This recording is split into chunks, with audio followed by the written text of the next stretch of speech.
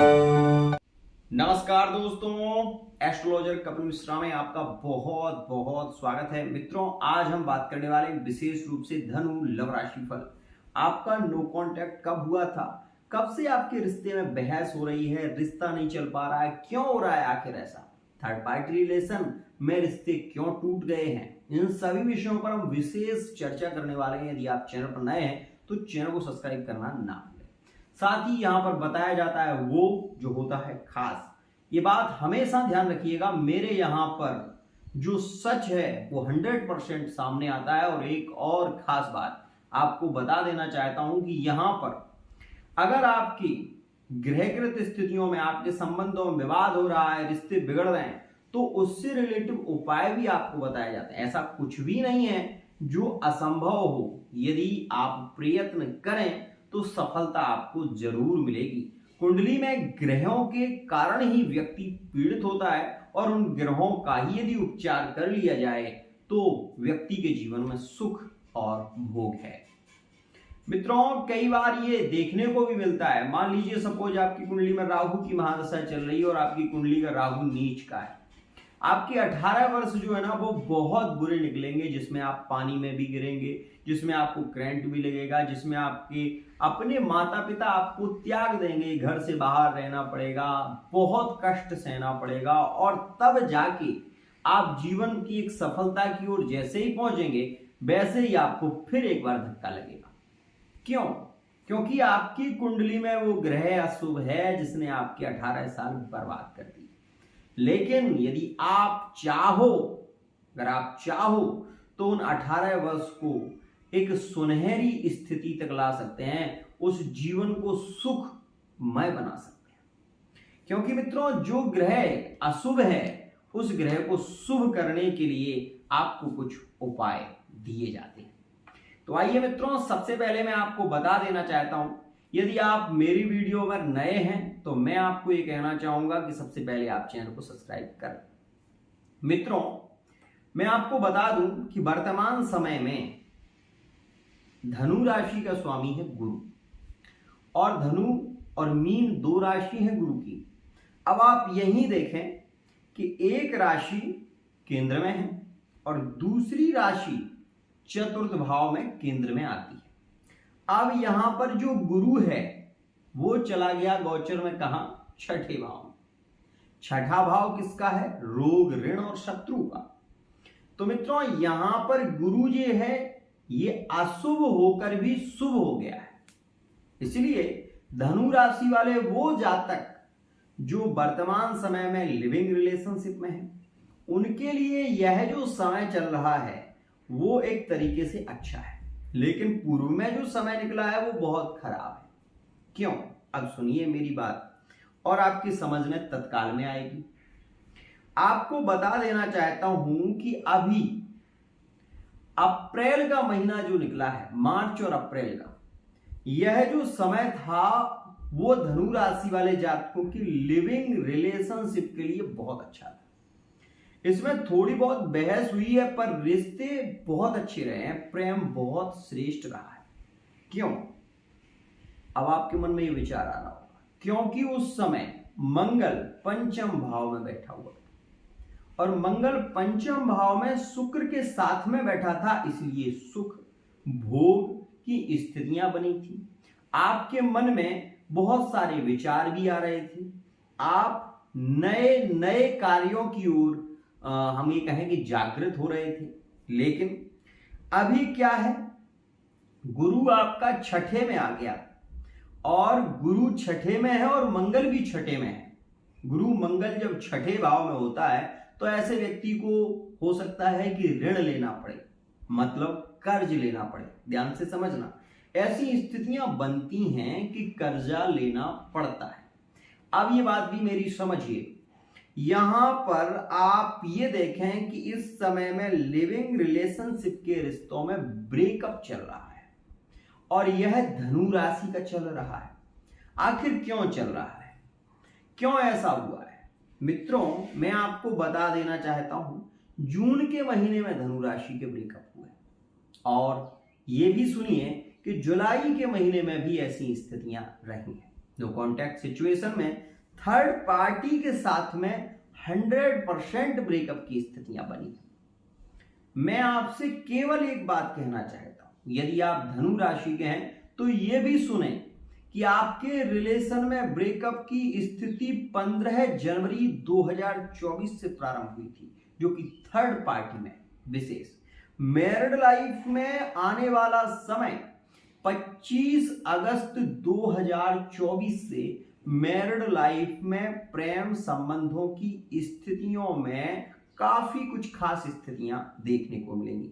जो रिश्ते पूर्व में बिगड़े हैं मैरिड लाइफ के, ध्यान से समझना, जो रिश्ते पूर्व में बिगड़े हैं वो आपकी कुंडली में क्या स्थिति रही वो मैं नहीं कहूंगा, लेकिन 31 अक्टूबर 2023 से जो योग चल रहा है, जो मैरिड लाइफ में बहुत ज्यादा विवादित स्थिति चली है, उसमें अब मंगल का सप्तम में आने से आपके इस स्थिति में सुधार होगा। कोई कोर्ट कचहरी का केस चल रहा है तो उसमें आपको विजय होने की संभावना ज्यादा है, ध्यान से समझना। अब आपकी कुंडली में अगर ऐसी स्थिति है और इसके अनुसार आप अगर कुंडली की रीडिंग भी कराते हैं और आपको उससे रिलेटिव उपाय अगर मिल जाए तो 100% आप विजय होंगे, इसमें कहीं कोई संशय नहीं है। यहां पर यह बात भी समझें, यहां पर शुक्र अभी कन्या राशि में चल रहा है, शुक्र अभी सिंह राशि में चल रहा है, कन्या में आगे चला जाए। तो जब शुक्र अभी चल रहा है, जो मैरिड लाइफ में रिश्ते को संभाल कर चल रहे हैं, ध्यान समझना, जो रिश्ते को संभाल कर चल रहे हैं वो अपने पार्टनर पर विशेष ध्यान दें। जो व्यक्ति विशेष हैं, जो धनु राशि के हैं, जिनके पार्टनर कहीं जॉब करते हैं, कहीं बाहर रहते हैं, उन लोगों से मेरा विशेष निवेदन है कि इस समय में अपने पार्टनर का ध्यान रखना, क्योंकि सप्तम का अष्टम में योग बन रहा है और ऐसी स्थिति में आपका पार्टनर आपसे बहुत ज्यादा मुंह जवानी करेगा, आपको इग्नोर करेगा, आपके फोन को रिसीव नहीं करेगा, आपके साथ में झगड़े हो सकते हैं। और यह मैरिड लाइफ की स्थिति में, मैरिड लाइफ में थर्ड पार्टी की एंट्री यहां पर हो सकती है, ये बात विशेष ध्यान रखना। और यह स्थिति विशेष होगी कब? 25 अगस्त से और 7 सितंबर के बीच। यह योग आपके लिए अच्छा नहीं है, मैरिड लाइफ वाले सभी लोग इस बात को समझ लें। मित्रों, थर्ड पार्टी का पार्टनर रिटर्न लौटेगा। अगर आप थर्ड पार्टी रिलेशन में हैं, धनु राशि के हैं, तो आप ये देखें कि 28 से 7 सितंबर के बीच थर्ड पार्टी का रिलेशन पुनः वापस रिटर्न लौटेगा और ये स्थिति यहां पर रहेगी।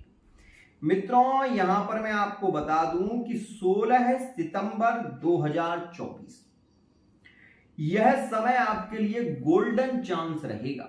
इस समय में धनु राशि वाले जितने भी जातक हैं जो एक उच्च सफलता की प्राप्ति के लिए प्रयत्न कर रहे हैं, बार बार असफलता मिल रही है, लेकिन ध्यान रखना, सितंबर के महीने की 16 तारीख के बाद विजय की प्राप्ति का योग बनेगा, जॉब के योग बनेंगे।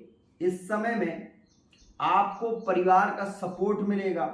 इस समय में आप ये देखेंगे कि आपका भाग्य आपको सपोर्ट करेगा 100% और यह स्थिति आपके लिए काफी अच्छी है। अब यह भी समझिए कि यह गोचर का सिद्धांत है। मैं आपको एक बात और बता देना चाहता हूं, वर्तमान के समय में लोग आपके साथ में राजनीति कर सकते हैं, आपको गिराने की कोशिश की जा सकती है, ये बात विशेष ध्यान रखना। अगर आप धनु राशि के हैं तो आप ये भी समझें कि वर्तमान में शत्रु आपको कहीं ना कहीं गिराने की कोशिश कर रहे हैं और आप केवल इस समय में नारायण कवच का पाठ करें, हनुमान चालीसा का पाठ करें और हो सके आपसे तो एक हल्दी की गांठ को भगवान रुद्राभिषेक, भगवान शिव का रुद्राभिषेक कराने के बाद एक हल्दी की गांठ आपको करना क्या है कि किसी भी सोमवार में जलहरी के नीचे से जो जल निकलता है उसको आपको किसी पात्र में ले लेना है, उसमें एक हल्दी की गांठ को डाल देना है और गंग गणपतये नमः इस मंत्र की एक माला करके आपको वो हल्दी की गांठ पीले कपड़े में अपने हाथ में बांध लेनी। आपको ये मैं कह रहा हूं 100% आप विजयी होंगे। लव लाइफ में, मैरिड लाइफ में समय काफी श्रेष्ठ रहेगा। आप अगर थर्ड पार्टी के हैं तो मैं आपको सलाह नहीं दूंगा कि आप हल्दी की गांठ को धारण करें। थर्ड पार्टी रिलेशन वाले सभी व्यक्ति ध्यान रखना, हल्दी की गांठ को धारण मत करना, नहीं तो आपके रिश्ते बिगड़ सकते हैं। आज के लिए इतना ही। अब मैं आपको बता रहा हूं वो राशियां जो आपके दिल के करीब रहेंगी और आने वाला समय आपके लिए अच्छा होगा। धनु राशि के रिलेशन, लिविंग रिलेशनशिप में बहुत अच्छे होने वाले हैं धनु और मेष के। धनु और सिंह के यह स्थिति 28 अगस्त से 7 सितंबर के बीच की है। तो यहां पर धनु, मेष और सिंह के रिश्ते अच्छे होंगे। धनु राशि में अगर वृश्चिक राशि का संबंध थर्ड पार्टी का है, सिंह का अगर संबंध थर्ड पार्टी का भी है, वृषभ का थर्ड पार्टी का है, तो भी रिश्तों में प्रेम काफी देखने को मिलेगा। यहां पर एक बात विशेष ध्यान रखना, धनु राशि वाले जातकों ये बात ध्यान रखना कि आपकी बहस भी होगी तो वृश्चिक राशि में होगी और कुंभ राशि में होगी, जिनमें आपके रिश्ते बिगड़ भी सकते हैं। आज के लिए इतना ही। आशा करता हूं ये वीडियो आपको पसंद आई होगी। एक और बात कई बार लोग कहने लगते हैं तो उसको भी सुन लो।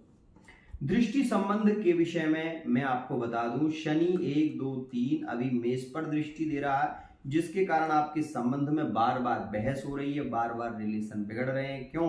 क्योंकि शनि आपके पंचम को पीड़ित कर रहा है। पंचम भाव को पॉजिटिव बनाने के लिए आप किसी भी मंगलवार के दिन हम ये कहेंगे कि कोशिश ये करिए कि जब तक शनि की दृष्टि मेष राशि पर है तब तक आप कम से कम हनुमान चालीसा का निरंतर पाठ करें। साथ ही साथ आप ये भी ध्यान रखें कि यही शनि आपके सप्तम को भी पीड़ित कर रहा है, तो यहाँ पर आप इस विषय का भी ध्यान दें कि नवम भाग्येश का मालिक जो शनि है वो आपके भाग्य को तो बली बना रहा है, लेकिन आप इस विषय का ध्यान दें कि शनि रोग, ऋण और शत्रुओं को भी बढ़ाने वाला है माना जा रहा है। इसलिए आप अमावस्या के दिन विशेष रूप से एक दीपक में चमेली का तेल और उसमें काले तिल डालकर और महादेव जी के मंदिर में रखिए। आटे का या आप मिट्टी का दीपक रख सकते हैं। 7 से 12 के बीच में यह दीपक रखें।